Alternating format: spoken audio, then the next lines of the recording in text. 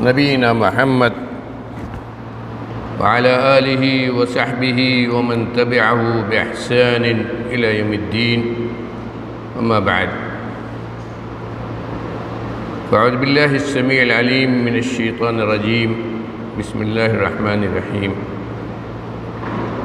يؤتي الحكمة من يشاء ومن يؤت الحكمة فقد أوتي خيرا كثيرا وما يذكر إلا أولو الألباب. محترم موقر صدر اجلاس، اس پروگرام کی صدارت کرنے والے ہمارے دعوتی تبلیغی تدریسی سفر کے پرانے ساتھیوں میں سے ایک سابق شیخ الجامعہ محترم مولانا محمد یونس صاحب، اسٹیج پر رونق افروز ہمارے تمام علماء کرام، محترم علماء کرام،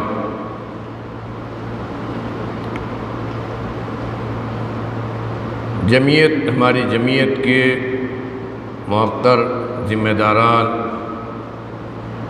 اس سفر میں ہمارے ساتھ دینے والے ہمارے تمام احباب،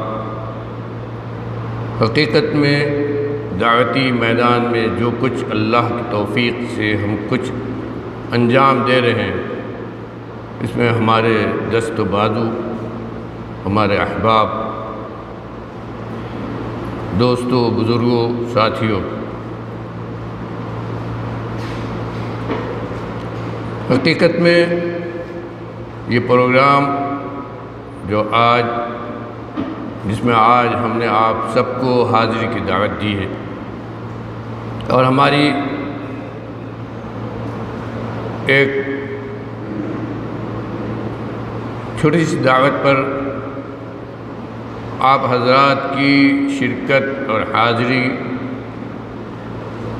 اس نے ہم کو جو مضبوطی عطا کی ہے، اس کو ہم اپنی زبان سے نہیں بیان کر سکتے.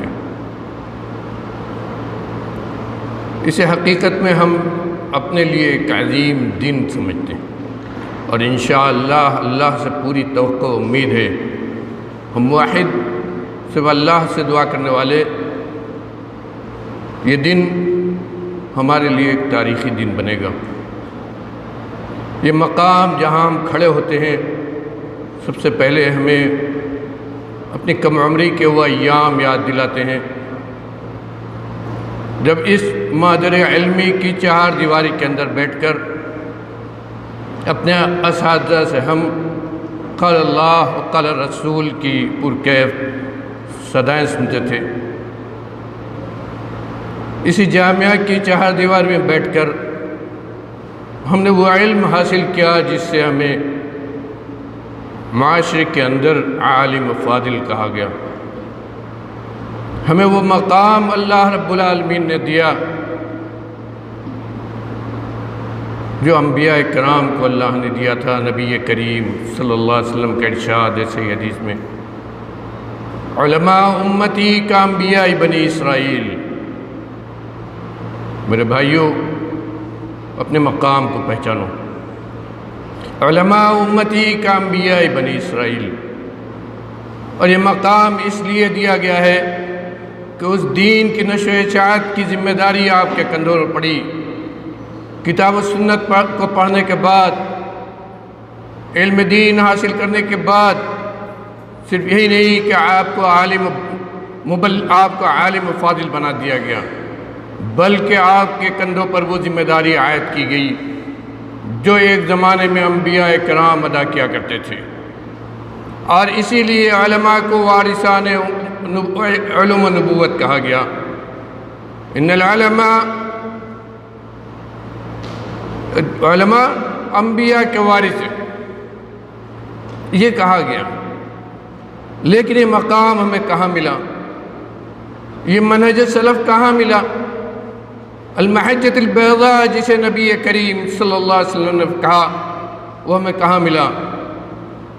یہی جامعہ تو ہے، یہی جامعہ تو ہے جہاں سے ہم نے اور آپ نے، جس کو اللہ رب العالمین نے جہاں بھی جتنا بھی مقام دیا، اس کو اسی جامعہ میں تعلیم کے ذریعے ملا۔ مادر علمی کی یہ چہار دیواری جس کو ہمارے اسلاف نے کتاب و سنت کا بازار لگانے کے لیے وقف کی، میرے بھائیوں، اس جامعہ کے مقام کو بھی ہمیں پہچاننا ہوگا جہاں سے ہم نے تعلیم حاصل کی۔ یہ وقف کی زمین وقف اس لیے کی گئی، ہمارے اسلاف نے خلوص اور للہیت کے ساتھ اس ادارے کے قیام کو اٹھایا۔ کیوں؟ ہمیں وہ جملہ بھولتا نہیں جو ہم نے اپنے بڑوں سے سنا تھا کہ یہاں ہم کتاب و سنت کا بازار لگائیں گے، یہاں سے قال اللہ و قال رسول کی صدا پوری دنیا میں عام کی جائے گی۔ کتاب و سنت کا علم صرف دروس کے ذریعے نہیں بلکہ کتابیں چھاپ کر علوم کو پھیلانے کے دوسرے جتنے وسائل ہیں، کتاب و سنت کا علم پھیلانے کے جتنے وسائل ہیں، ان کو استعمال کر کے پوری دنیا میں منہج سلف کو عام کیا جائے گا۔ اس ذمہ داری کو میرے بھائیوں یہاں سے نکلنے کے بعد بہت سارے ہمارے احباب ہیں، چاہے ان کے دماغ سے اوجھل ہو گیا ہو، چاہے معاش کی تلاش میں وہ اس سے دور ہوئے ہوں، لیکن میں سمجھتا ہوں انشاءاللہ ہمارا یہ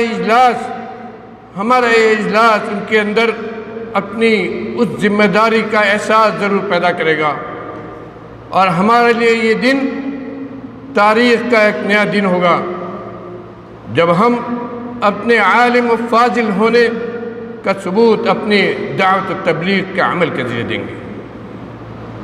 آج کے اس اجلاس کا سب سے بڑا مقصد یہ ہے، جہاں ایک طرف ہم وہ ہمارے دعات و مبلغین و خطبہ جو ہمارے ضلع ہی نہیں، ضلع کے آس پاس کے دوسرے اضلاع میں، ضلع بنارس کے باہر چندولی، مرزا پور، سون بھدر، جہاں جہاں بھی جاتے ہیں، جہاں ایک طرف ان دعات و مبلغین کو کچھ تربیت دی جائے، ان کو اپنے ان علماء و فضلاء کے تجربات سنائے جائیں جنہوں نے اپنی زندگی کا ایک بڑا حصہ دعوت و تبلیغ کے میدان میں گزارا ہے۔ وہیں اس کا ایک اہم مقصد یہ بھی ہے کہ ہمارے وہ علماء و فضلاء جنہوں نے مادر علمی جامعہ سلفیہ سے کسی بھی مرحلے میں استفادہ کیا ہے،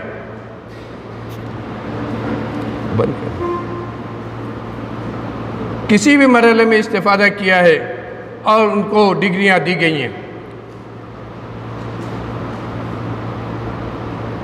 وہ اس ڈگری کو لینے کے بعد جس ذمہ داری کے اٹھانے کے اہل بنے تھے، اور اس ذمہ داری کو وہ ذمہ داری شاید ان کی نظروں سے کسی طرح بھی اوجھل تھی، ان کے اندر وہ ذمہ داری پیدا کی جائے۔ اور خاص طور پر ہمارے اسلاف نے کتاب و سنت کا جو درخت اس جگہ پر لگایا تھا، اس درخت کی آبیاری اور اس کی حفاظت کی ذمہ داری جو ہمارے اوپر ہے، اس کا بھی کچھ احساس پیدا ہو۔ یہ درخت جو ہمارے اسلاف نے لگایا، اور یہ درخت لگا کر وہ اپنی ذمہ داری پوری کر کے اس دنیا سے چلے گئے، لیکن ان کے بعد اس کی حفاظت کون کرے گا، اس کی آبیاری کون کرے گا؟ یہاں کتاب و سنت کا جو درخت لگایا گیا، اس کتاب و سنت کے درخت کی حفاظت کون کرے گا؟ اس کی حفاظت کی ذمہ داری بھی اب اگلی نسل پر ہی ہے۔ وہ لوگ جن کو ہم عالم و فاضل کی ڈگری اس جامعہ سے دیتے ہیں، ان کے اوپر جہاں دعوت تبلیغ کی ذمہ داری ہوتی ہے، وہیں اس بات کی بھی ذمہ داری ہوتی ہے کہ جس مقصد کے لیے یہ درخت اس جگہ لگایا گیا، اس درخت کی حفاظت کے بارے میں بھی سوچیں۔ یہ کوئی ایک دو آدمی کا عمل نہیں ہے، اور جہاں تک جامعہ سلفیہ مادر علمی پہنچا ہے آج، اور جس طرح دنیا میں اس کو پہچانا جا رہا ہے، یہ کسی ایک دو آدمی کا کام بھی نہیں ہے۔ ہم بار بار یہ کہتے ہیں کہ یہ وہ جگہ ہے جہاں ہمارے اسلاف کا اخلاص اور ان کی دعائیں دفن ہیں، اور انشاءاللہ اللہ رب العالمین جب تک اس دنیا میں کتاب و سنت کی دعوت زندہ ہے، ہمارا یہ جامعہ زندہ رہے گا، پورا یقین ہے ہمیں اس بات کا۔ لیکن اس کے تئیں جو ذمہ داری ہے، نسل بعد نسل ایک دوسرے تک منتقل ہوگی، نسل بعد نسل ایک دوسرے تک منتقل ہوگی، اور اس اگلی نسل کو اس ذمہ داری کو اٹھانے کے لیے تیار کرنا، یہ بھی ہمارے بڑے بزرگوں کی ذمہ داری ہے۔ اس ذمہ داری وہ ان کی ذمہ داری ہے، بعد والوں کی ذمہ داری یہ ہے کہ سمجھیں کہ اس جامعہ کے تئیں ہمیں کیا کچھ کرنا چاہیے۔ میرے بھائیو بزرگوں، موقع نہیں کسی لمبی تقریر کا، لیکن جہاں ایک طرف ہمیں اپنی وہ ذمہ داری سمجھ میں آتی ہے کہ ہم عالم و فاضل بننے کے بعد دعوت و تبلیغ کے میدان میں کیا کچھ کریں، وہیں ہمیں اپنی ذمہ داری اس جامعہ کی تئیں بھی سمجھنی ہوگی۔ قابل مبارکباد ہے ہمارے جمعیت کے ذمہ داران و احباب، جنہوں نے پہلی مرتبہ اس طرح کا ایک تربیتی اور دعوتی پروگرام منعقد کیا ہے۔ ہمارے وہ نوجوانان جنہوں نے ہمارے سامنے، میرے بھائیوں، یہ میرا اپنا ترتیب دیا ہوا پروگرام نہیں ہے، اس کو بھی سمجھ لیجیے۔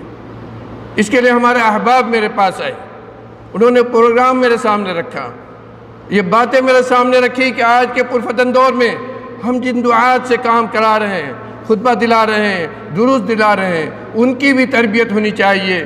طرح طرح کے مسائل ہیں، طرح طرح کے فتنے ہیں، طرح طرح کے ہمارے سامنے چیلنجز ہیں، ان کا کیسے مقابلہ کریں۔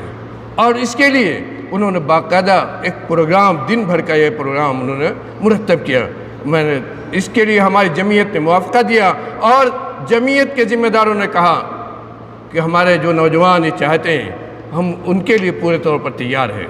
اور اللہ کا شکر ہے، جتنا بھی اس پاک پروردگار کا شکر ادا کیا جائے کم ہے کہ آج انہی کی محنت سے جامعہ کے اس حال میں ہم اس پروگرام کا انعقاد کر رہے ہیں۔ جہاں وہ قابل مبارکباد ہیں، وہیں میں اپنے دعات و مبلغین جن کو دعوت دیا ہے ان لوگوں نے کہ کچھ سنیں، ان سے بھی میری یہ درخواست ہے کہ ہم نے جن علماء اور فضلاء اور داعیوں کو بولنے کے لیے، اپنے کلمات پیش کرنے کے لیے دعوت دی ہے، یہ وہ حضرات ہیں جن کی زندگی کا ایک لمبا وقت، جنہوں نے اپنی زندگی کا ایک لمبا وقت دعوت و تبلیغ کے میدان میں گزارا ہے۔ ان کے تجربات ہیں، جہاں معلومات ہیں ان کے اندر، وہیں ان کے پاس لمبے تجربات ہیں دعوت و تبلیغ کے میدان میں۔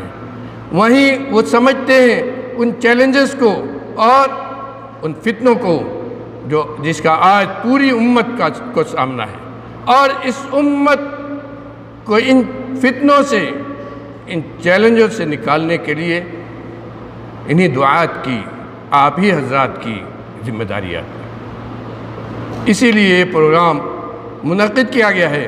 آپ سے ہماری یہ گزارش ہے، ہمارے دعات و مبلغین جو ہیں ان سے یہ گزارش ہے کہ جس مقصد کے لیے آپ یہاں تشریف لائیں، اس مقصد کو کبھی بھی اپنے دماغ سے اوجھل نہ کریں۔ پورے وقت حاضر ہو کر ہمارے ان علماء اور فضلاء اور داعیوں کی تقریروں کو سنیں، ان کے تجربات کو جانیں، اور ان کے ذریعے جو آپ کو دعوت و تبلیغ کے میدان میں جو چیزیں دی جا رہی ہیں کہ ان سے فائدہ اٹھائیں، ان سے بھرپور فائدہ اٹھائیں۔ تبھی تو آج کی اس نشست کا، اس پروگرام کا مقصد حاصل ہوگا، اور ہم یہ سمجھیں گے کہ ہم اپنا پروگرام کامیاب کر لیں گے۔ اگر جیسا بہت ساری جگہوں پر ہوتا ہے کہ صرف کان کی عیاشی کے لیے ہم بیٹھتے ہیں اور سن لیتے ہیں اور کہتے ہیں کہ فلاں عالم نے 1 نمبر کی تقریر کی، فلاں نے اتنی اچھی تقریر نہیں کی، یہ مزاج اگر لے کر ہم آتے ہیں تو کوئی فائدہ نہیں ہے اس مجلس میں بیٹھنے کا۔ کیا مقصد ہے اس کا؟ اس مقصد کو حاصل کرنے کے لیے ہم سب کے سب ایک جٹ ہو کر بیٹھیں اور سنیں۔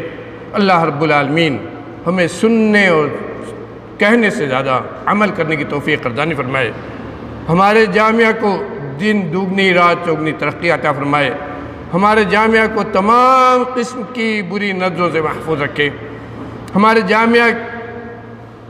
جامعہ اس کے ذمہ داران اور اس کی ترقی کے لیے کام کرنے والے تمام افراد کو جزائے اجر جزیل عطا کرے اور کی محنتوں کو قبول فرمائے۔ اس پروگرام سے ہم سب کو فائدہ اٹھانے کی توفیق ارزانی فرمائے، اس پروگرام کو ہمارے لیے ایک نئی تاریخ اور ایک نیا دن بنا دے۔ وما علینا الا البلاغ۔